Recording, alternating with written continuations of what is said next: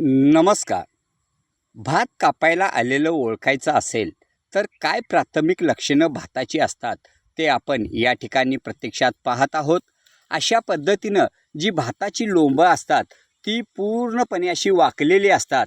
त्याचबरोबर पूर्णपणे पिवसळ पडलेले असतात. त्याचबरोबर भाताचे जे शेंडे आहेत ते पूर्णपणे असे पिवळे झालेले असते. याच वेळी भात कापणं खूप गरजेचं असतं. जर या ठिकाणी भात कापायला वेळ झाला आणि जर वळीव स्वरूपाचा पाऊस पडला तर शेतामध्ये भात झडत असतं. तर अशा पद्धतीनं शेंडे पिवळे झालेले, त्याचबरोबर भाताचे जे तुरे असतात असे वाकल्यानंतर तात्काळ कापणे भात गरजेचे असते. या ठिकाणी कशा पद्धतीनं भाताचे शेंडे व भात या ठिकाणी आहे हे आपण या ठिकाणी प्रत्यक्षात पाहत आहोत. धन्यवाद.